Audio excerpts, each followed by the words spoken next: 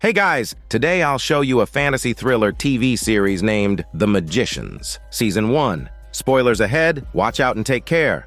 The drama begins in a Manhattan psychology clinic where a man named Quentin was mindlessly flipping a coin. The psychologist, reviewing the diagnosis, pointed out that Quentin had long been immersed in fantasies and suggested further treatment.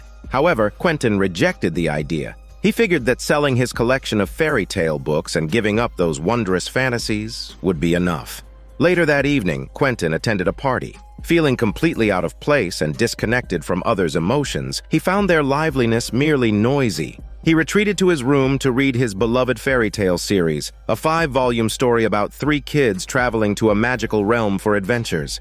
His friend Julia noticed and urged him to go out and mingle with the girls. The two ended up lying down together, ready to let go of their hormones, but Julia happened to be the girlfriend of Quentin's best friend. When the friend walked in and saw Julia tongue-massaging Quentin, he wasn't angry. In fact, he enthusiastically suggested they perform a threesome hormone yoga session.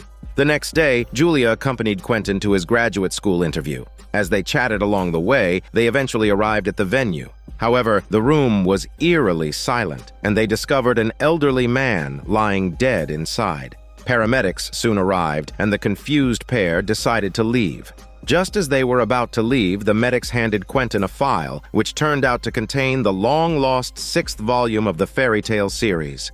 Quentin was shocked, but Julia dismissed it as mere children's stories, leading to a heated argument. The two parted ways, leaving Quentin to pore over the manuscript alone. A page from the script suddenly flew away in the wind. Quentin chased after it, only to find himself stepping into a mysterious place. Coincidentally, Julia, who had been riding an elevator, was also drawn step by step to the same location, the magical school of Breakbills. A senior student, Elliot, had been awaiting the arrival of new students. He guided Quentin to the graduate admissions test, where Julia had already reached the classroom. The dean announced the start of the first round of exams. The questions appeared to shift and morph constantly, leaving everyone bewildered. Quentin managed to quickly jot down an answer to a question he knew, but Julia didn't seem as fortunate. Soon, the first round ended. Quentin and Julia met to discuss their incredible experience, but were sternly reminded not to discuss the test. They reluctantly moved on to the next round. Unfortunately, Julia failed to pass the first round of written tests. The school's faculty decided to erase her memories of the magical academy and send her back home. Refusing to accept this, Julia, determined to leave a mark of her experience, bit down and carved a mark onto her hand. Perhaps due to the scar on her hand, Julia woke up at home with her memories intact. She quickly searched for Breakbills University but found nothing. Only the wound on her hand served as proof of her strange encounter. Meanwhile, Quentin, during the second round of interviews, was asked by the dean to demonstrate magic. Mistaking it for stage tricks, he was caught off guard when real magic was required. Under pressure, Quentin finally unleashed his magical potential, making cards fly in the air and even form a model of the school. However, he quickly collapsed from exhaustion. In a daze, Quentin found himself in the magical realm from his fairy tale. Reaching out to touch a clock on a tree, he was warned by a character to be cautious, as the beast would come to find and kill everyone. Just then, a swarm of moths flew at him, jolting him awake. Once awake, Quentin sought out the dean, who explained that the school searched globally each year for students with magical talent. Those who passed the tests would train for 3 years to become magicians. An avid fantasy fan, Quentin eagerly accepted the opportunity. However, upon returning to his dormitory, he found that the 6th volume of the fairy tale series had vanished. Quentin asked his roommate, Penny, but Penny denied seeing any book. Senior Elliot and his girlfriend soon arrived, as seniors traditionally guided new students around campus. Along the way, Quentin saw students demonstrating a variety of bizarre spells, leaving him in awe. Elliot warned him, however, that magic was mysterious and uncontrollable, and that many students disappeared mysteriously each year. Quentin's first class began with the teacher calling a female student, Alice, to the front to demonstrate her magic. To everyone's amazement, Alice transformed a glass orb into a small, lively Ferrari horse. The new students marveled, except for Penny, who seemed uninterested and preoccupied with flirting.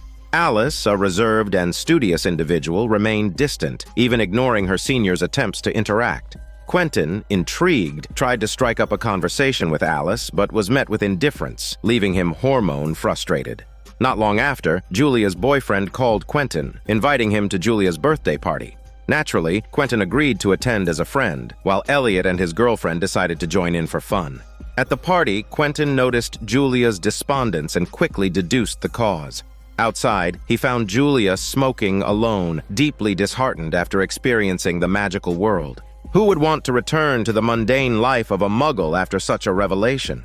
Reality, however, had dealt Julia a harsh blow, leaving her defeated. She asked Quentin to help her re-enter the school, but Quentin could only console her using his words only but not muscles. Reluctantly, he returned to campus. Julia, now aimless, was suddenly immobilized by magic. A man emerged, taunting her for being a muggle. Humiliated, Julia unexpectedly unleashed her latent magical powers, much to the man's satisfaction. He revealed that there were places outside the school where magic could be learned and invited Julia to a secret base the next day. Back at Breakbills, Quentin heard strange noises while studying in the library. Opening a door, he found himself in the magical realm again, where Jane, the heroine of the fairy tale book, appeared to guide him toward his destiny.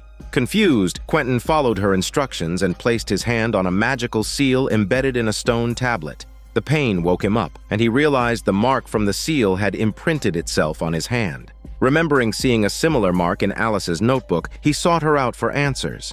Alice was shocked to see the mark, as it was connected to necromancy, indicating Quentin's crucial role in a summoning ritual. Alice explained that 5 years ago, her brother Charlie had mysteriously died at Breakbills, and she enrolled to uncover the truth. Together, they planned to summon Charlie using the ritual. As they discussed, Penny and another schoolmate, Katie, showed up, revealing that Penny had been hearing strange whispers guiding him to a specific location. Katie decided to join him, and the group realized they now had the 4 magicians required for the ritual. Despite their efforts, Charlie did not appear, and the group eventually grew impatient and left. Moments later, a blood-stained, smiling face appeared in the mirror behind them. The next day, the 4 acted as if nothing had happened, some attending class as usual, others goofing off. Neither the students nor the teacher in the classroom noticed the irregularity in time, but outside, the dean realized something was wrong and hurried to address the issue.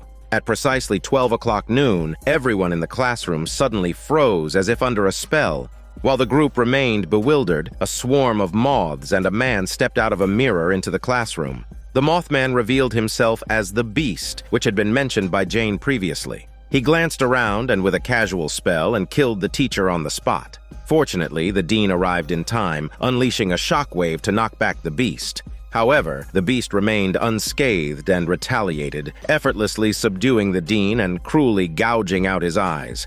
He then approached Quentin, extending a finger to cast another spell. As the Beast prepared to strike, Quentin managed to take the Beast's magical watch on the dean's advice. Restarting time, the students scattered to safety. Katie used battle magic to hit the Beast, but it quickly knocked her down. In a pivotal moment, Alice used her spellcasting skills to wound the Beast, forcing it to retreat back into the mirror. In an instant, Quentin's watch disintegrated into nothing, and Penny quickly smashed the mirror with a chair to prevent the Beast from returning. Later, the teachers arrived to comfort the shaken students, promising a thorough investigation into the incident. Quentin, panicked, sought Alice for advice. Elliot and another student, Margot, overheard and invited them to grab a drink and relax. Although Quentin was still anxious about being expelled, Elliot shared a spell to prevent mind reading and revealed a traumatic incident from his past, where his magical abilities had inadvertently caused someone's death. This eased Quentin's nerves a little. Meanwhile, Margot had a heart-to-heart with Alice, discovering that Alice had never actually received an invitation to the school. She had stolen her parents' key to sneak in, as both her parents were graduates. Margot, unfazed, expressed her desire to befriend Alice, but Alice coldly refused. Later, Alice approached Quentin to ask about the magical seal. Quentin explained his dreamlike experience and handed her the fairy tale book, insisting that the magical realm was real. Skeptical at first, Alice accompanied him to watch a documentary about the book's origins. They discovered that the characters Jane and her brother Martin were based on real children who had mysteriously disappeared, leading Quentin to believe that the Beast might have been summoned from the magical realm. Though doubtful, Alice decided they should destroy the evidence. However, the teachers outsmarted them, using magic to locate the hidden book. At the same time, Penny realized that the voice he had been hearing was connected to the beast, leaving him conflicted. He decided to leave the school, but Katie suggested they attend one last party before departing. Just as they left the party, Quentin and Alice found them, and the teacher, holding the book, appeared as well. The teacher began interrogating each of them one-on-one. Penny sold Quentin out, and Quentin was summoned for questioning. Soon, Elliot learned that Quentin was going to be expelled and tried to comfort him. However, Quentin, hearing that his memory would also be erased, couldn't focus on Elliot's words. He left a voicemail for Julia, desperately asking for a way to protect his memory, but unfortunately, Julia was unavailable to answer. In the real world, a troublemaking schoolmate led Julia and another newcomer, Marina, to a freezer, locking them inside to fend for themselves. This was their initiation test. Julia and Marina ran around the freezer aimlessly until they stumbled upon a corpse. When they remained clueless, the troublemaker reanimated the corpse. Julia struggled to kill it again and again until all the animated bodies were neutralized. At that point, the troublemaker possessed one of the corpses, giving them a hint. They needed to use magic to escape the freezer. Julia began searching frantically and eventually found a spell book. Following its instructions, she and Marina gathered the necessary materials, but they lacked animal fat, a crucial ingredient. With no other options, Julia grimly carved some fat from the corpse. With the fat in hand, Julia and Marina successfully performed the spell and escaped the freezer. Furious, Julia turned to confront the troublemaker, but Marina interrupted. As it turned out, Marina was secretly a 5-star sorcerer and a leading magician in New York. Julia's performance had earned her recognition. Meanwhile, Quentin was forced to accept his memory being wiped. However, the person in charge, Eliza, was the same medical staffer who had previously handed him the fairy tale book. Quentin shared his insights about the magical realm and the book, and Eliza seemed very knowledgeable about the magical world, encouraging him to study hard. She assured Quentin that she would not erase his memory and would instead give him another chance to remain at the school. After seeing Quentin, Eliza quietly visited the recovering dean. The two appeared to know a great deal about the beast. Although the dean was eager to deal with the creature quickly, Eliza insisted that the task could only be handled by Quentin and his peers. The next day, the dean returned to the classroom, delivering an inspirational speech to encourage the new students to discover their magical talents through rigorous training. Meanwhile, Penny was identified as a psychic mage. Under his instructor's guidance, he began meditating to strengthen his mental powers. In an unexpected twist, Penny accidentally teleported himself to Shanghai. It wasn't until the next day that the school retrieved him, dressed as though he'd stepped out of Assassin's Creed. As it turned out, Penny was not a psychic mage at all, but a rare traveler, someone who can freely teleport anywhere in the world, or even to other dimensions. However, this ability came with risks, as he could accidentally teleport himself into a volcano. To master this power, Penny was placed in intensive training. Alice, by contrast, could bend light. Quentin, however, struggled to demonstrate any magical talent and was placed in the undecided category. Frustrated, he decided to join Alice in visiting Elliot for drinks, only to find the bar's door locked with a magical seal. A sign instructed patrons to use magic to gain entry. Quentin encouraged Alice to try her abilities, and she successfully cast a light spell to ignite the door, allowing them inside. At the party, the two bookish students couldn't relax, focusing instead on figuring out how to locate Alice's brother, Charlie. Quentin remembered a method he'd read in a book, using matches to locate a soul. Following this technique, they discovered a fountain on campus rumored to be haunted by students who had taken their own lives there. Although the fountain appeared calm, nothing seemed unusual at first. Disappointed, the two left. However, moments after they departed, a hand emerged from the water, flashing a peace sign. Soon after, two students chatting near the fountain were dragged into the water. The school immediately shut down the fountain. Realizing their actions had awakened Charlie's spirit, Quentin and Alice hurriedly began discussing how to communicate with him. At that moment, Elliot pulled Quentin aside to inform him that someone had stolen a spell book at the party. If the theft were discovered, students would no longer be allowed to hold parties. Fortunately, the book was part of a set, and they hoped to use the second volume to track down the missing half. Without Quentin, Alice turned to Margot for help. Margot took her to meet one of Charlie's former classmates, and from her, they learned the truth about Charlie's death. Years ago, this classmate had fallen in love with a married professor. Driven by the impulsive passion of youth, she attempted to use magic to make herself more beautiful. However, the spell backfired, leaving her disfigured. Devastated, she contemplated ending her life. Charlie, who had secretly loved her for a long time, frantically researched magic and experimented with countless dangerous and untested spells to cleanse the curse. Unfortunately, this led to his descent into madness. Charlie became a Niffin, a magic-crazed entity completely consumed by magic. The classmate, traumatized by what had happened, chose to abandon magic entirely after her appearance was restored by the professor, deciding instead to live as an ordinary human. Meanwhile, guided by the book, Elliot and Quentin arrived at Marina's base. Elliot immediately recognized the emblem of a dark magic organization. As a student of institutional magic, he naturally looked down on these amateur sorcerers. The two broke into the base, and Quentin once again encountered Julia, who had joined Marina's underground magic organization that allowed for unrestrained magical experimentation. Elliot directly confronted the troublemaker, who tried to defend himself. Unexpectedly, the two books, having sensed each other's presence, suddenly flew into the air and merged passionately, leaving everyone stunned. Afterward, Elliot and Quentin prepared to leave with the books. Julia chased after them, berating Quentin for not helping her plead her case to the school. Quentin bluntly told her that her magical talent wasn't sufficient for admission. He also accused Julia of only ever caring about him out of pity, which deeply hurt her. However, Quentin wasn't feeling much better himself. Back at the school, he sought solace in alcohol with Elliot. Meanwhile, Alice made progress. She found a magical box capable of destroying a Niffin and planned to use advanced arcane magic to bring her brother Charlie back to the real world. Quentin warned her that it was too dangerous, but Alice refused to listen. Together they went to the fountain, where Alice successfully summoned Charlie by singing the childhood song he used to sing. However, the Niffin version of Charlie had lost all traces of humanity and attacked them both. Alice couldn't bring herself to harm her brother and instead tried using an unfamiliar spell to restore his humanity. Just as she was about to be killed, Quentin used the Niffin box to destroy Charlie.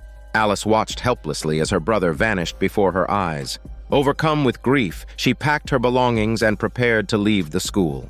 The next day, Quentin woke up not in his dorm room at the magical school, but in an unfamiliar location. When he stepped outside, he realized he was in a psychiatric hospital. To his shock, Elliot was there as well, acting completely unhinged and blank-faced, leaving Quentin utterly confused. A doctor arrived, escorted Elliot away, and sternly informed Quentin that everything he had experienced so far was a delusion. Quentin couldn't believe it and tried to use magic to prove himself, but his attempts failed, making him appear even more like a psychiatric patient. The doctor called in an orderly, Penny, who handed Quentin his medication. The doctor continued, insisting that Quentin was mentally ill. Suddenly, Quentin saw a swarm of moths coming at him, but the doctor dismissed it as a fit of delirium and called for assistance. Soon after, a disoriented Quentin met Alice. Believing she had come to rescue him, he was stunned to find that Alice also thought she was a patient. In her delusion, she claimed to be a crew member aboard a spaceship. Meanwhile, the dean was the hospital's chief physician, and Julia was brought in as well. Julia cheerfully announced that she had been accepted to Yale and was now engaged to her boyfriend. She urged Quentin to focus on his recovery. Quentin desperately tried to prove that everything around them was an illusion by conjuring a spark of fire magic, but no one else could see it. Julia gave him a pitying look and advised him to return to reality. Devastated, Quentin began to question everything, wondering if all of it was truly just his imagination. Later, the doctors started supervising the patients as they took their medication. Quentin tried to be clever by hiding his pills, but Penny immediately caught him, leaving him with no choice but to swallow them. Wandering through the hospital, Quentin accidentally noticed the hospital's name, which struck him as eerily familiar. Back in his room, as he struggled to make sense of everything, Jane suddenly appeared. She explained that the entire situation was an illusion created by a magical spell and urged him to find the truth within the book. Quentin asked which book, but before Jane could answer, she vanished. The next morning, Quentin woke to find his roommate tearing up his book. Horrified, Quentin jumped out of bed to stop him. During a group therapy session, the doctors suggested the patients sing to relax. Quentin intentionally started singing a song he knew Penny hated, annoying Penny so much that he stormed out of the room. Quentin realized that if he was indeed trapped in a dream, only Penny, a psychic magician, could hear his cry for help. Shortly afterward, the doctors brought Quentin's father to see him. Quentin noticed a scar on his father's face and anxiously asked about it. The doctors claimed that Quentin had inflicted the wound himself and played a video of Quentin during an alleged interrogation where he appeared hysterical and out of control. Staring at the footage of his erratic behavior, Quentin grew even more confused. His father finally revealed what had supposedly happened that night. After Quentin's successful admission to Yale, the family had been celebrating over dinner when Quentin suddenly started ranting about moths attacking and accused his father of being a beast. Grabbing a steak knife, Quentin had allegedly attempted to harm his father. Hearing this, Quentin was almost convinced that he truly had gone insane and fell silent. At this critical moment, a student-dressed version of Penny arrived at the hospital, looking completely different from the orderly Penny. He had come to warn Quentin not to sing that song again in his mind because Penny's telepathic ability could hear it. Quentin quickly latched on to this lifeline, pleading for Penny to find a way to save him in the real world. Meanwhile, Julia woke up and realized that the entire scenario was a fabricated illusion she had created with Marina to take revenge on Quentin. However, seeing Quentin struggle so desperately in the illusion, Julia began to feel remorseful. Marina reassured her, saying Quentin wouldn't die. At most, he would be forever trapped in the illusion. Unexpectedly, Katie also appeared in the illusion, revealed to be an essential piece of Marina's plan. Back in the real world, Penny searched everywhere for Quentin's whereabouts. Elliot mentioned that Quentin had gone missing after the party the previous night. Luckily, Katie arrived just in time and led them to a small shed where they found Quentin. Realizing the severity of the situation, Elliot insisted they had to involve the dean. Meanwhile, Marina brought Julia into the forest where the dean quickly recognized the illusion spell. To rescue Quentin, the dean reluctantly weakened the magical barrier protecting the school, which was exactly what Marina had been waiting for. With the barrier weakened, the school became visible to Marina and Julia, allowing them to enter freely. It was revealed that Marina had once been a student at the magical school, but had been expelled before graduation. Because of that, she had returned to retrieve her erased memories and reclaim the magic she had learned. Marina's personal file, stored in the dean's office, was now within easy reach due to the weakened barrier. Marina managed to infiltrate the office effortlessly while Julia stayed outside to keep watch. Before long, Marina successfully recovered her file.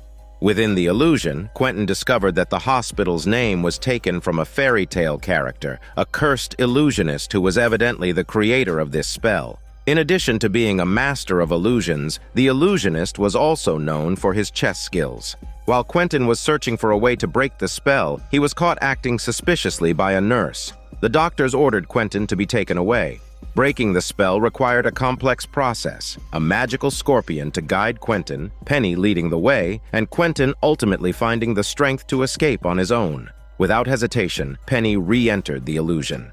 At the same time, Quentin was about to be killed by the doctors and his father, but Penny arrived just in time to save him, urging Quentin to fight his way out of the illusion. Before long, Penny returned to the real world, but Quentin's fate remained uncertain. Seeing this, Katie rushed to ask Julia for help. After some hesitation, Julia finally confessed her crimes to everyone, but it was too late. Quentin was taken to an alternate dimension where Jane had been waiting for him. The final test was a chess match against the illusionist. Quentin, initially overwhelmed, eventually understood Jane's hints. The illusionist was trapped in an endless chess match, unable to escape even with victory. The key to freedom was to stop playing and return to reality. Realizing this, Quentin overturned the chessboard and successfully returned to the real world. Everyone breathed a sigh of relief, ready to confront the dark magician Marina. However, Marina teleported Julia away, taking her out of the school. Ecstatic about retrieving her file, Marina didn't forget to deal with the traitor and immediately expelled Julia from the base. Yet the very next day, Julia returned to the base, determined to continue learning stronger magic. The troublemaker, however, firmly rejected her troublemaking moves and told her to leave. Left with no choice, Julia returned home to study on her own. She tried a Google search for spells and successfully cast an invisible fire curse, accidentally burning herself in the process. She had no choice but to call the troublemaker for help with first aid. Desperate to continue learning magic, Julia went so far as to offer her heavy body to the troublemaker, and the two ended up in bed for a smelly hormone yoga session. Afterward, the troublemaker revealed that there were other black magic organizations in New York. Julia tried to explore them, but found that most were run by amateur charlatans. Frustrated, she once again approached the troublemaker, pleading for acceptance, but he continued to reject her. She accused the troublemaker of being heartless, only to be met with further verbal humiliation. Broken, Julia left.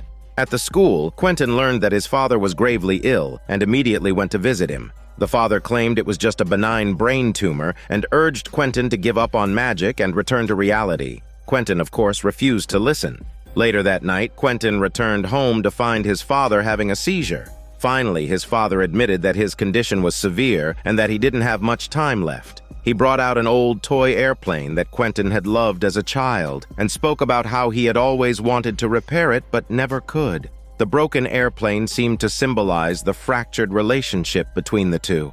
Determined, Quentin returned to school to ask his teacher for help, hoping magic could cure his father's cancer. The teacher told him that it wasn't possible. Refusing to give up, Quentin decided to research on his own. Absorbed in his efforts, he forgot about an important magic competition until Margot dragged him there at the last minute. The competition involved rolling dice into a grid and casting the corresponding spells for points. However, Quentin was too preoccupied with his father's illness to focus. Carelessly, he threw the dice, which landed squarely in the black zone, a signal to perform the most challenging spell. Driven by his desire to heal his father, Quentin embraced the challenge and summoned an expanding black hole, causing the room to erupt in chaos. Alice quickly stepped in to prevent the black hole from growing further. Without a doubt, Quentin's impressive feat carried the team to victory, earning them the championship. Despite the celebrations, Quentin felt heavy-hearted, finding the others' excitement noisy and irritating. Later, Quentin decided to test his magic on a dog with cancer to see if he could heal it. Unfortunately, his spell went awry, and the dog died instantly. Hearing about the incident, the dean called Quentin in for a talk. He advised Quentin to act within his limits and not let his obsession consume him, potentially leading to his own destruction. This conversation helped Quentin realize that while he might not be able to cure his father's illness, there were other things he could do. Together with his friends, Quentin used magic to repair the broken airplane, proving that what he was passionate about wasn't just fantasy, but something real.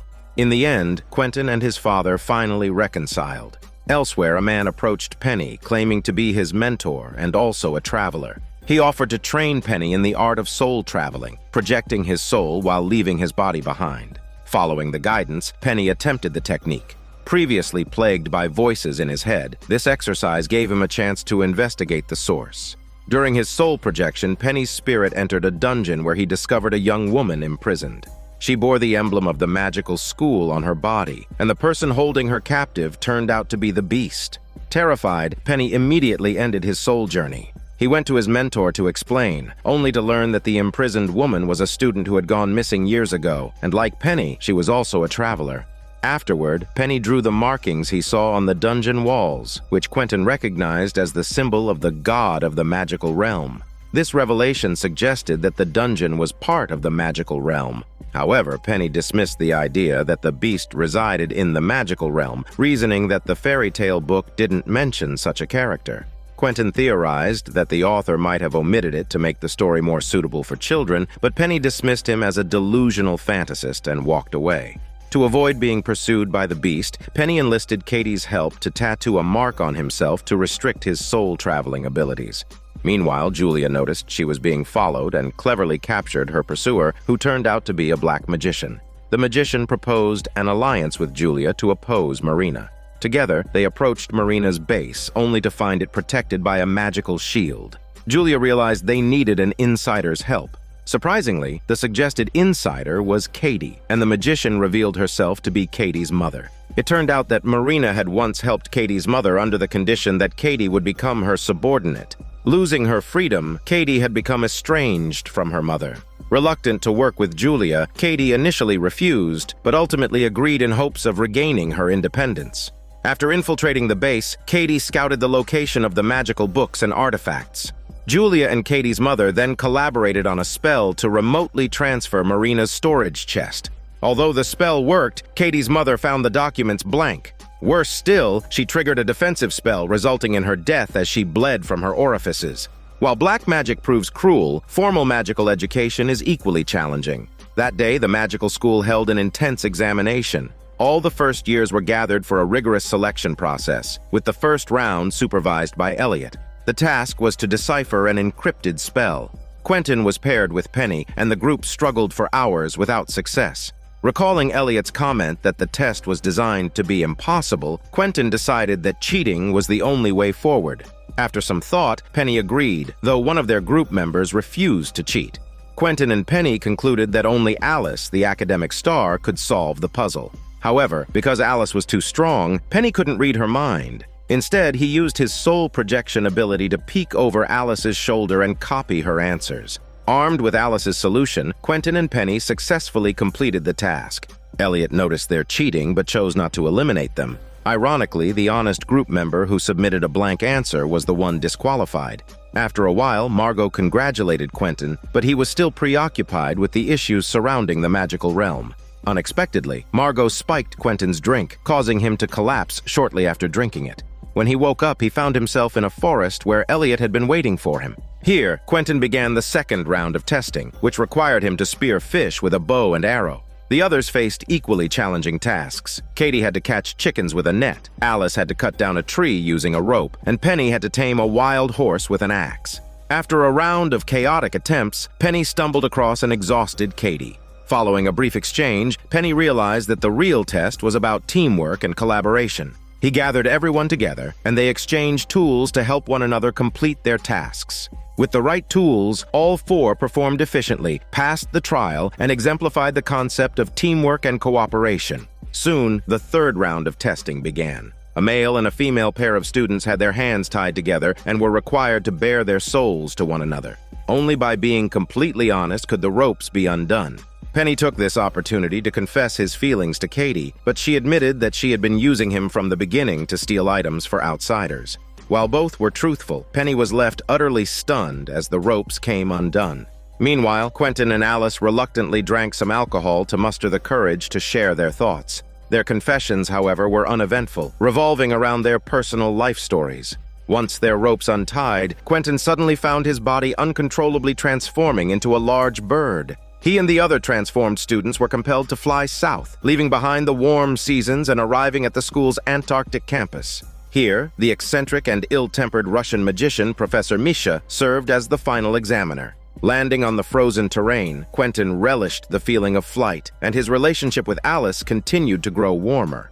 Meanwhile, Penny and Katie entered a cold war, but the professor interrupted their bickering to announce the final test. The last round of testing consisted of several trials. The first required the students to forego chanting spells and rely solely on their control of magical power to hammer nails into wooden boards. Each student began working in their rooms. Quentin and Alice, however, spent more time flirting than working, only to be caught and scolded by the professor. Chastened, they focused and eventually completed the task. However, Professor Misha wasn't impressed. Instead, he sarcastically mocked their work. Frustrated, Quentin snapped and used his finely tuned control to pull out all the nails and rearrange them into an obscene insult, much to the professor's annoyance. The second trial was even more bizarre. Students had to control insects with their minds to make them move. Penny attracted Professor Misha's ire. However, upon noticing the unique tattoo on Penny's hand, the professor pulled him aside for a private conversation. It turned out that Professor Misha was also a traveler. He chastised Penny for suppressing his gift, erased the tattoo, and personally guided him, urging him to fully embrace and unleash his talent. Later, the professor checked on the other students and found that only Quentin and Alice had yet to complete their task. The pair disliked the idea of controlling insects with their minds, so the professor angrily connected their consciousness to electric wires. If the insects collided with a hoop, the two would receive electric shocks. Under this pressure, Quentin and Alice finally managed to control a bug to pass through the hoop. An elated Quentin accidentally touched a nearby orb, causing a nervous reaction. Unfortunately, the insects hit the hoop again, and Quentin was electrocuted unconscious. Professor Misha revived him by dousing him with vodka, his hometown specialty. Determined, the duo made another attempt and successfully guided the swarm through the hoop. Overjoyed, they celebrated enthusiastically, much to the professor's dismay. He instructed them to meet him after dinner. Meanwhile, after overseeing the new student selections, Elliot and Margot were preparing for a party. They decided to brew a magical drink as a gift for their teacher and went to the library to research recipes. However, they hit a roadblock since neither could read Arabic, which the magical book was written in. Just then, a man named Mike overheard their conversation and offered to help, boasting about his perfect score in Arabic. While assisting them, things started getting awkward between Elliot and Mike, sparking Margot's jealousy. Sure enough, when Margot returned home, she heard heavy breathing coming from upstairs, two men clearly occupied. Afterward, Margot confronted them, but Mike boldly suggested she join them for some group fun. Flustered, Margot changed the subject, checking on how the drink had turned out. To their surprise, the bottle produced black liquid, and when Margot opened it, a mysterious man emerged. Elliot immediately realized they had summoned a genie from Arabic mythology. Thinking it would be fun to take the genie to the party, Elliot suggested they all go together, but the genie turned to Margot, whispered something, and disappeared with Mike. Elliot demanded an explanation from Margot, who was just as confused. A bystander chimed in, explaining that since Margot had summoned the genie, it was obligated to grant her wish. Margot sheepishly admitted she had wished for Mike to go lick another pole. Upon hearing this, Elliot tracked down Mike, finding him and the genie at a door where Mike was obsessively licking the handle. At Elliot's insistence, Margot had the genie return to the bottle, after which Mike returned to normal. The next day, after the absurd fiasco, Margot urged Elliot to head to the party, but Elliot refused, saying he only wanted to stay back and fence with Mike. This infuriated Margot, and to get back at Elliot, she invited a random passerby to join her for some wild fun. Elliot, however, remained unfazed and even asked the stranger to take good care of Margot. That night, after fencing, Mike was awakened by a blue moth. His eyes began to glow with an eerie blue light. Back to the exams. Penny decided to reconcile with Katie and came to talk to her. Katie, letting down her guard, allowed Penny to read her mind, revealing her tragic past. The two made up, and Penny, wanting to help Katie earn her freedom, agreed to assist her in stealing treasures from Professor Misha's office. However, the professor had anticipated their plan. While Katie lowered her defenses for Penny, the professor took the opportunity to read her mind as well. Learning of Katie's mother's death, he revealed the news to her, explaining that Marina could no longer blackmail her using her mother. However, word of Katie's role as a spy had already reached the school, and she faced punishment upon her return. Professor Misha advised her to leave the school and cut ties with Penny to avoid dragging him down. Torn, Katie ultimately left a note of apology in Penny's room and disappeared without a trace. With this drama resolved, Professor Misha resumed his role as examiner. The final test was on transformation magic. He instructed Quentin and Alice to strip and head outdoors, where they shivered in the freezing snow. Forced to transform into foxes to survive, they found that their fur was still insufficient to keep them warm. To generate heat, they resorted to intense physical activity, rubbing against each other until they managed to endure the winter and complete the test. With that, the final round of testing concluded, and the students returned to the school one by one. Quentin took a moment to thank Professor Misha, who silently watched the new generation of students leave. The scene shifts to one night when Elliot's new fling, Mike, was awakened by the blue moth. Under its influence, he retrieved a cursed dagger from a magical rabbit, clearly with malicious intent. At the same time, Quentin and Alice returned to the school, and Elliot immediately teased the pair, realizing they had become intimate and smelly. Embarrassed, Alice hastily excused herself and fled for her fishy life. Quentin followed her to her room, hoping for another round of hormone yoga session, but Alice turned him down. Left feeling awkward and aimless, Quentin was promptly shown the door. Meanwhile, Penny, still reeling from losing Katie, was having a hard time. During one of his random soul-traveling sessions, he accidentally stumbled into a classroom. After class, the teacher pulled him aside for a talk, reminding him to focus on his studies. However, a lonely Penny shockingly tried to seduce her into exploring forbidden teacher-student zones, leaving the teacher thoroughly alarmed. Eventually, Penny was sent back to his studies and assigned to a study group with Quentin and Alice. While discussing homework, Penny caught Quentin staring dreamily at Alice and remarked that he had seen the two engaging in extracurricular activities back in Antarctica. Alice was mortified, and Quentin, trying to change the subject, asked Penny about Katie. Unsure of how to respond, Penny was saved by Mike's sudden appearance. Without a word, Mike drew the cursed dagger and lunged at Quentin. Penny leaped in to block the attack, and Quentin took the opportunity to use magic to repel Mike. Unfortunately, Penny was injured in the process and was quickly rushed to the infirmary. Mike was subdued and placed under a spell, and the dean interrogated him, discovering that he had been under mental control when he attacked. When Elliot visited Mike, Mike confessed that his feelings for Elliot had also been the result of manipulation. Heartbroken, Elliot realized that his sincerity had been misplaced. Penny later regained consciousness, and while the surgery seemed to have been successful, he was eager to seek revenge on Mike. However, as soon as he tried to stand, he collapsed. The nurse then discovered an anomaly in his wound. It was cursed by the dagger. Regular medical treatment would not work, and if the dagger couldn't be found, Penny's wound would worsen until it eventually killed him. When Quentin and Alice visited, they saw that vines were growing out of Penny's wound. Quentin recognized the condition from a story in the fairy tale book where Jane had suffered from a similar curse. He explained the vines would continue to grow until they reached and strangled the victim's heart. Quentin suddenly recalled that Jane had cured herself by burning her most cherished teddy bear to absorb the curse. Taking inspiration from this, he and Alice tried burning a doll, hoping it could bear the cursed magic. Unfortunately, it didn't work. Upon hearing about the situation, the dean sought out Eliza and asked her about the dagger. Eliza, who had close ties to the magical realm, was tasked with resolving the issue with Mike. Before leaving, Eliza confirmed that the magical realm was real and revealed that the beast's goal was to close off all passages to the magical realm for his own exclusive use. She also confirmed that the 5 published fairy tale books had been sanitized for younger readers, omitting details about the beast, which is why she had given Quentin the 6th volume. She further explained that Jane's teddy bear had been her most treasured possession, which is why it could bear the curse on her behalf. Quentin finally understood and, with newfound clarity, rushed with Alice to Penny's room to search for Penny's most cherished possession. The two began frantically rummaging through his belongings. Alice assumed that Penny's stash of contraband substances was what he held most dear. Quentin disagreed, arguing that it must be the note Katie had left him before she left. This seemed like the more plausible choice.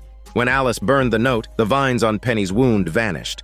Elsewhere, Eliza interrogated Mike and immediately recognized that he was possessed by the beast. The beast revealed Eliza's true identity. She was actually Jane from the fairy tale book. Confronted with her enemy, the beast made his purpose clear. He wasn't after Quentin, but was trying to draw out Jane. After saying this, he violently broke free of his restraints and killed Jane. Just as the beast was preparing to leave, the dean arrived and attempted to kill the possessed Mike, but was no match for the beast and was defeated again. When Mike moved in to finish the job, Elliot, who had been lying in wait, attacked from behind, tragically killing the man he cared about to drive the beast away.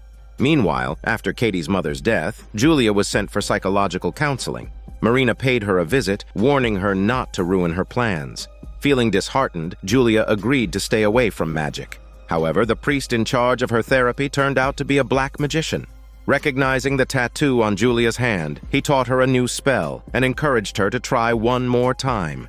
Unable to resist the temptation of magic, Julia cast a spell again, which caused her to levitate into midair. Panicked, she went to the priest for answers, and he explained that the spell wasn't actually a curse, but a prayer to the gods. Since Julia had received a divine response, she was encouraged to fully embrace her magical talents. The priest then took her to see a patient and instructed her to use her magic to enter the patient's mind. Julia complied, but when she awoke, found herself lying in a coffin. Unable to summon help, she resorted to burning her way out with magic. After successfully completing the task with the patient, Julia appeared in a park and met the patient in person. The patient, a former magician, had become catatonic due to illness. She urged Julia to rediscover her passion for magic and not to take it for granted as she had. Enlightened, Julia thanked her and left. Before departing, the patient begged her to help her end her suffering. Despite her reluctance, Julia gritted her teeth and fulfilled her final request. Back at school, Quentin and Alice couldn't resist each other and ended up in bed once again. During their post-intimacy sage mode, Quentin lamented the loss of the 6th volume of the fairy tale series. Seeing his distress, Alice cleverly used a spell to locate the thief, who turned out to be Penny. Sheepishly, Penny admitted that he had been bored, and after reading the book, he had carelessly thrown it away. Quentin was furious and demanded Penny recall its contents. Penny revealed a shocking truth. The 6th book was not written by the same author as the previous 5. It was written by Jane herself. And what's more, the book explicitly stated that the 6th volume was the only reliable one. As revealed, the true story was that Jane and her brother Martin originally had access to the magical realm. However, for unknown reasons, Martin was blacklisted by the dual gods of the realm and could no longer enter. Jane eventually retrieved the key to the realm, a magical button. Quentin then remembered the ending of the 5th book, where Martin was depicted desperately searching for the lost button. Quentin speculated that the button might still be hidden in the author's home. Realizing they needed to go to England, the group made plans to visit the author's former residence.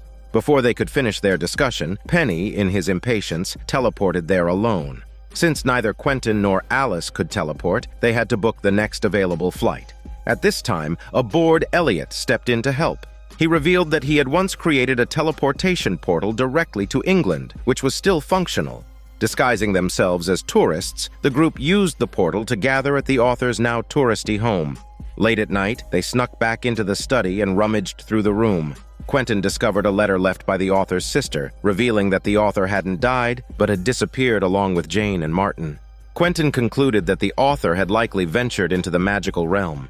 At this moment, Alice heard cries for help coming from a room. Just as she was about to open the door, the local guide caught sight of them and warned them to leave immediately. Quentin seized the opportunity to ask the guide about the truth behind the author's disappearance. The guide was about to reveal the truth when a spell abruptly took him away. After a frantic search, the group found the guide brutally murdered. Elliot suggested they leave the place immediately, but only Quentin and Penny managed to escape the estate. Left with no choice, the two decided to go back to find Elliot and Alice.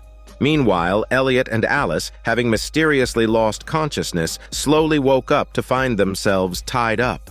A little girl brought snacks to the pair, warning them not to use magic, or they would be taken to the basement. Shortly after, the author's sister entered, restraining the little girl and forcing her to drink some tea. Meanwhile, Quentin and Penny encountered the ghost of a young boy. Following the boy, they found the author himself. Penny cautioned Quentin, suggesting that what they were seeing might be a projection of past events. As they watched, they saw Jane and Martin, witnessing firsthand how Martin was barred from entering the magical realm. The author appeared to console Martin and suggested they go have tea together. Just as Quentin and Penny prepared to follow them, the boy sensed someone approaching and teleported Quentin away with him. Back in the room, Penny was captured by the author's sister. Meanwhile, Elliot managed to free himself, and Alice discovered that the little girl was unconscious, likely drugged by the author's sister. Unable to bear the sight, Elliot took Alice and fled. At the same time, Quentin stumbled upon Jane and her brother, who had just returned from the magical realm. As they chatted, they noticed the young boy spying on them. Martin handed the magical button Jane had brought back to the boy. Moments later, Jane drank some drugged tea and passed out. The author then began manipulating Martin, convincing him to take compromising photos. The young boy explained all of this to Quentin, revealing that the author often engaged in such vile acts. Just then, the author's sister caught the boy spying and killed him on the spot, carrying his body to the basement. Once the group managed to break free of the illusions with magic, they reunited outside the house before venturing back in. In the basement, they unearthed the young boy's remains and retrieved the magical button. Upon learning the horrifying truth about the author, Quentin was devastated, while Penny suggested examining the magical button. Quentin warned him to be careful, but Penny dismissed the caution. The moment Penny touched the button, he vanished without a trace. He found himself emerging from a fountain in a mysterious place shrouded in an eerie atmosphere. A hooded woman appeared and greeted Penny warmly. After some conversation, Penny learned that he was now in the Void, a neutral zone and the transit hub for all worlds. The fountain served as the entry point to different worlds, and the woman was its security guard. Penny explained that he came from Earth and showed her the button. However, upon seeing it, the woman's expression darkened, and she attacked Penny, who had no choice but to teleport away in fear. The Void was vast beyond his imagination, and Penny quickly lost his sense of direction. Left with no other choice, he sat down to meditate and began soul-walking. The scene shifted, and he found himself in Quentin's dream, where Alice and Julia were passionately tongue-massaging each other while a cowboy-clad Quentin looked on awkwardly. Penny teased Quentin about his peculiar fantasies, forcing a mortified Quentin to steer the conversation elsewhere. Penny then learned he had been missing for 6 weeks and urged Quentin to help guide him back to Earth's entry point. Upon waking, Quentin immediately gathered Elliot and Alice to discuss a plan. Alice revealed that she knew another traveler who had been to the Void. She took Quentin to a lavish villa where they found a group of Roman-style dressed people engaged in a wild party.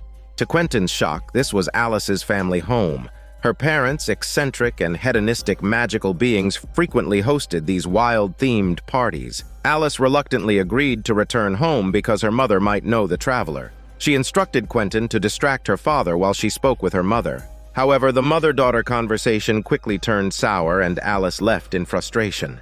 Feeling stuck, Alice confided in Quentin. She revealed that not only did her mother know the traveler, but she had also been romantically involved with them. This meant they not only needed to avoid her father, but also find a delicate way to question her mother about it. During dinner, Quentin once again diverted her father's attention, while Alice directly broached the topic with her mother. Her mother's response left Alice shocked. Her father had long since accepted the traveler as her mother's lover. The traveler, being a shapeshifter, could change their gender and appearance, and the trio often enjoyed their time together. After her worldview shattered, Alice cut straight to the point and demanded to meet the traveler. Elsewhere, Margot began to suspect that Elliot was struggling mentally after killing the person he loved. She invited a professor to evaluate him. The professor assured her that Elliot's grief wasn't alarming. However, it was Margot herself who was in greater danger because someone was draining her life force. Hearing this, Margot seemed to know who was behind it. She took Elliot to a secluded cabin and opened the door to find a duplicate of herself. Her ex-boyfriend, yearning for her, had used magic to create a lifelike doll of her. Caught red-handed, the ex begged Margot to return to him. Naturally, Margot refused. Elliot, however, was intrigued, fantasizing about the possibilities of enjoying both the real Margot and her doll. Furious, Margot decided to handle the situation herself. Returning to school, Elliot attempted to get intimate with Margot, only to realize something was wrong. It turned out Margot hadn't destroyed the doll as she had intended, she had brought it back with her. In the void, Penny managed to evade the guards, but accidentally fell into a fountain and ended up in a library. The librarian explained that the guards were under the beast's influence and were hunting him. Penny expressed his desire to return to Earth, and the librarian guided him to some reference materials. That's when Penny discovered that everyone's life story was written in a book and stored within the library. The librarian pulled out a book that contained Martin's life and copied a few pages for Penny before transporting him back to the fountain. Meanwhile, Quentin and Alice finally met the traveler, who taught them a spell to bring Penny back. However, the spell required an unusual method. They both had to reach the peak of shared passion in combat to generate the resonance needed to light the pathway for Penny's soul. Alice felt deeply embarrassed, but reluctantly agreed for Penny's sake. The traveler noticed Quentin's hesitation and secretly gave him a few tips. Alice's mother, however, was amused by the situation and suggested her daughter invite more men to participate. That night, Quentin and Alice attempted the spell, but their focus on the task made it difficult to immerse themselves. Feeling awkward, Alice sought solace in books to calm her nerves, while Quentin quickly steeled himself for a second attempt. Before long, their combined efforts resulted in the desired resonance, lighting up the Earth's fountain. Penny, noticing the glow, leaped through and landed directly at the scene of their spell, much to his mortification. The next day, the annoying Elliot insisted that Penny recount the previous night's events. The mortified Quentin quickly changed the subject. He revealed that the papers Penny brought back contained shocking information. It turns out, after entering the magical realm, the author had transformed into the Beast. To combat him, Martin had forged the Godslayer blade, but ultimately failed, and now the blade's whereabouts were unknown. Quentin believed the blade was still hidden in the magical realm, offering a chance to defeat the Beast. Margot, however, voiced her fears and suggested negotiating with the Beast instead. This proposal sparked a fierce debate, dividing the group. Ultimately, only Quentin and Penny opposed the idea of surrendering. Later, during class, Quentin and Alice discovered that their classmates had been slaughtered. Hearing footsteps, they hid, but their efforts were in vain. The Beast easily killed them both. Thankfully, this was merely a magical simulation to predict future outcomes, which revealed that any interaction with the Beast resulted in certain death. The simulation indicated that storming the magical realm might be their only option, albeit a perilous one. Unable to accept this, Penny sought to escape reality but found himself haunted by the Beast's whispers, pushing him toward a mental breakdown. Quentin, however, remained determined and proposed that the group learn combat magic to prepare for the challenges ahead. At that moment, Alice's mother called the traveler with dire news. The beast had issued a death threat, prompting the traveler to take his own life. Quentin, learning this, deduced that the beast intended to kill all travelers to bar entry to the magical realm. With time running out, Elliot stole a spell book from the professor's office, and the group began practicing combat spells. However, they struggled to make any progress. That's when Quentin remembered Katie's expertise in this area, and Penny used magic to locate her. Quentin recognized her as being in Julia's home, raising even more questions. Julia, following her mentor's guidance, had previously recruited like-minded dark magicians for an underground meeting at her house. Coincidentally, Katie had joined as one of the attendees, leading to an awkward reunion. Seizing the moment, Katie and Quentin reconciled their differences and decided to face the challenges ahead together. While Julia and Katie were practicing magic, time unexpectedly rewound for a moment. It turned out that the ritual had worked, and the priest, along with his followers, had successfully summoned a god. The priest revealed his true intentions to Julia. He had gathered everyone to perform a summoning ritual. However, after a heated discussion, the priest decided to send Julia to find more clues, as she was the only one who had received a direct response from a deity. Meanwhile, Katie stayed behind at Julia's house, explaining that mastering battle magic took her over a decade of grueling practice. She suggested that the only way to learn it quickly was through the black magic methods she knew. At the same time, Penny, overwhelmed by the beast's whispers, was on the verge of a mental breakdown and had to be taken to the infirmary. After explaining his situation to the doctor, he was given a device to block the whispers and was advised to rely on his friends to get through the ordeal. Feeling rejuvenated, Penny returned to the group and insisted on saving the girl locked in the dungeon after they reached the magical realm. Quentin readily agreed. Katie then revealed her controversial method, extracting emotions to fuel magic. She explained that when magic is cast without emotional interference, it becomes exponentially more destructive. The method proved effective as everyone successfully cast combat spells. However, the side effects were severe. When their emotions returned, the concentrated feelings left the group in turmoil. The couples began to argue, with Alice and Penny realizing the toll of the spell. They decided to avoid relying on it, but for the others, the method's impact was too strong. After unleashing their spells, Elliot drowned his sorrows in alcohol until he passed out, leaving Quentin and Margot to carry him back to rest. Margot, feeling dejected, confided in Quentin, who comforted her in the heat of the moment, igniting an unexpected spark between them. The next morning, Quentin woke up to find himself in bed with Elliot and Margot, while Alice stood at the door, devastated. Shortly afterward, everyone regrouped to continue training, with Penny noticing the lingering tension among the four and questioning what had happened. As Quentin replayed the events in his mind, Alice, unable to contain her anger, stormed off. Penny, confused, followed her. The two ended up in Alice's room, where a similar scene played out. Penny comforted Alice, and sparks began to fly between them. Quentin decided to find Alice to have a proper conversation, only to overhear unmistakable sounds of intimacy coming from her room. Heartbroken, Quentin stormed off. When Alice and Penny finally emerged, Quentin confronted her, and Alice seized the opportunity to get back at him, immediately breaking up with him. Elliot tried to mediate, but eventually urged everyone to focus on their mission.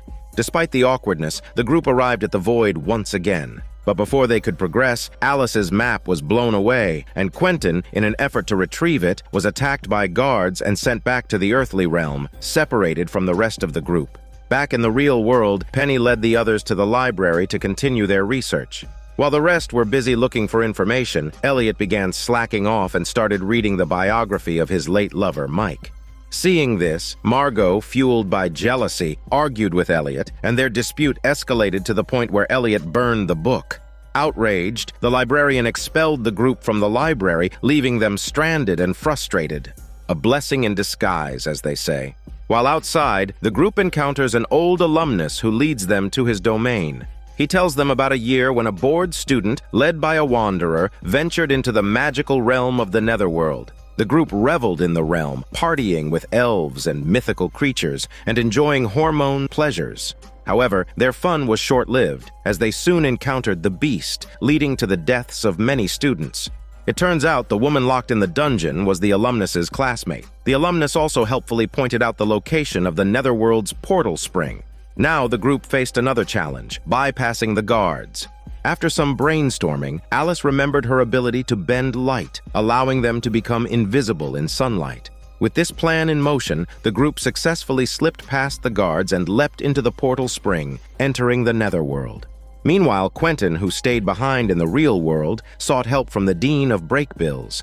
To uncover the truth, he spiked the Dean's tea with a truth serum, prompting the Dean to reveal everything. He disclosed that Eliza was, in fact, Jane, a master of time magic who knew defeating the beast was no simple task. Jane had initiated a time loop, making Quentin the challenger against the beast each time. If Quentin failed, the timeline would reset to the starting point. Jane had been making subtle changes with each attempt, trying to find the one timeline where the beast could be defeated. Astonishingly, this was her 40th attempt. What had she changed this time? The scene shifted to Quentin finding Julia. As it turns out, Julia was originally destined to join the Magical Academy, but Jane had altered history a little bit to allow Julia to grow and develop outside the confines of the school's rules. This revelation finally resolved Julia's long-standing bitterness, and the two reconciled, sharing a heartfelt embrace. After many trials and tribulations, Julia and her friends successfully summoned a deity. She excitedly informed Quentin and presented a statue of the Virgin Marina, which was dripping an unknown white liquid. It became clear that the deity had fulfilled everyone's wishes, leaving them all ecstatic. Next, the group needed to find a way into the netherworld. Without the magical button or a wanderer to guide them, Quentin remembered that some fairy tale characters had successfully crossed into the netherworld. This led Quentin and Julia to sneak into the school's library, where they found a paper on time travel magic. Following the instructions, they traveled back to 1942 England, where they witnessed Jane entering the netherworld through a telephone booth. Following in her footsteps, they finally arrived in the long-awaited netherworld. Before the final showdown, let's learn about the history of the netherworld. In the beginning, chaos reigned, and the universe floated with untapped magical energy. From this energy, the twin gods of fire and earth were born. Together, they created a fantastical, magic-filled land known as the Netherworld. Back in the present, Quentin and Julia saw Jane trapped in a magical snare, a scene that perfectly mirrored the fairy tale's narrative. According to the book, two magicians would come to rescue Jane. Quentin and Julia suddenly realized they were the magicians in question. They quickly freed Jane, who thanked them before vanishing without traces of her smell. Feeling proud of their roles as heroes, the two were startled to discover they were being followed. Their pursuer turned out to be Martin. They explained to Martin the author of the fairy tale series had turned into the beast, and that only the God-Slayer blade could defeat the beast. Martin then led them to a legendary blacksmith. The blacksmith, upon hearing that they were from Earth, immediately agreed to forge the blade. It turned out that only humans from Earth could rule the netherworld. Mistaking Quentin for a would-be king, the blacksmith saw this as his opportunity to ascend to nobility. As the trio passed by the Temple of Fire, they were spotted by the witch guarding it. Martin bolted in fear, while the other two gave chase, only to be caught by the witch herself. To their shock, the witch turned out to be an older version of Jane. Jane wasn't surprised by Quentin's arrival. After all, her mastery of time magic meant she had lived through this moment countless times before. She also realized that Julia's memory of summoning the god had been tampered with, as a dark mage had replaced her painful recollections with pleasant ones. Jane discreetly warned Quentin to protect Julia at all costs, before teleporting the pair to the current timeline's version of the Void. While they stood there in confusion, a paper airplane flew by. It was a message left by Margot, guiding them to their old classmate's house. Seeing the two together, Julia was overwhelmed with jealousy, making the atmosphere uncomfortably tense. But with the task at hand being urgent, the group set off to retrieve the god-killing blade. After decades, they returned to the blacksmith's home, now under the management of the blacksmith's son. The god-killing blade had long been forged, but the group still had to fulfill the blacksmith's conditions. One of the men had to marry the blacksmith's daughter, thus elevating the family to nobility. Penny volunteered enthusiastically, only to be shot down when a ritual dagger was brought forth. This dagger, capable of absorbing royal blood, would determine who was destined to become the king of the realm. To everyone's surprise, the chosen one was Elliot. Preparations for the wedding began immediately. Margot revealed to Elliot that becoming king of the realm would mean he could never leave the magical world or be with anyone else. Without hesitation, Elliot accepted the responsibility, resigning himself to duty and, in Margot's words, going from lover to lifelong bro. That night, the wedding went off without a hitch. After fulfilling their promise, the blacksmith handed over the god-killing blade, but when the group tried to wield it, none of them could lift it. The blacksmith explained that only the most powerful of magicians could wield the blade, leaving the group in despair. Julia suggested seeking help from the dual gods of the realm, while Penny believed the scholar imprisoned in the dungeon might be strong enough. The group split into two teams. Penny and the others went to free the scholar, while Quentin and Julia sought out the gods. At the Temple of Fire, Quentin used his own blood to unseal a door, finally coming face to face with the fire god inside. The god revealed that the earth god had been killed by the beast, and that he himself was now in hiding, barely surviving in his small sanctuary. Quentin declared his intention to defeat the beast himself. Impressed by Quentin's courage, the fire god handed him a vial of white essence, explaining that drinking it would grant him divine power. Quentin stared at the vial, conflicted and speechless. Meanwhile, the fire god noticed Julia's tampered memories and restored them with a wave of his hand. Julia immediately broke down in anguish as her suppressed memories came flooding back. Before long, the group reunited. The scholar was rescued safely and taught Penny a spell for guiding others through the void. Surprisingly, the group also freed another prisoner from the dungeon, a figure Quentin instantly recognized as the author of the fairy tales. The story took an earth-shattering twist. It revealed that the beast wasn't the author. It was Martin all along. As a child, Martin's sinister nature had been detected by the dual gods, who barred him from entering the magical realm. But when Martin eventually found a way in, he discovered the realm's magical energy source and began drawing from it obsessively. The magic quickly consumed him, eroding his humanity. Meanwhile, the author, infamous for his perverse actions, had been cursed by Martin to eternal life, condemned to suffer endlessly as his dark deeds caught up with him. After the truth was revealed, Quentin began to doubt himself. Although he had always believed he was the chosen one, learning that he had failed dozens of times shook his confidence. Quentin realized Alice was far more capable than he was and suggested she take on the responsibility of killing Martin. Reluctantly, Alice drank the white essence, gaining divine power and successfully wielding the Godslayer blade. Meanwhile, Julia approached Quentin to reveal the truth about the summoning ritual. It turned out that halfway through the ritual, Julia sensed something was wrong and asked everyone to stop, but it was too late. The god appeared again, killed the priest, and possessed his body. This was no benevolent deity, but the malevolent Kitsune god, who deceived his followers into summoning him, only to slaughter them and attempt to satisfy his vile desires with Katie. Julia, in an effort to protect Katie, fell victim to his brutality.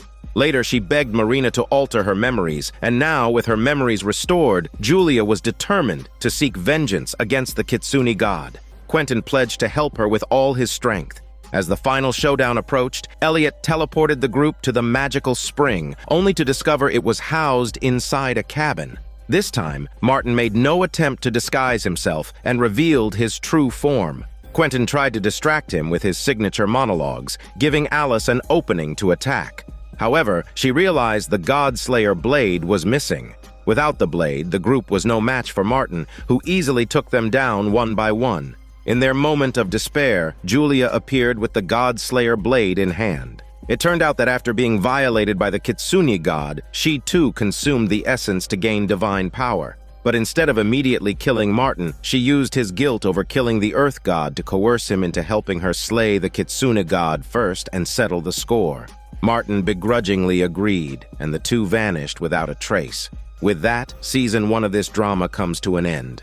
This is Daniel CC Movie Channel. Stay safe and enjoy your day.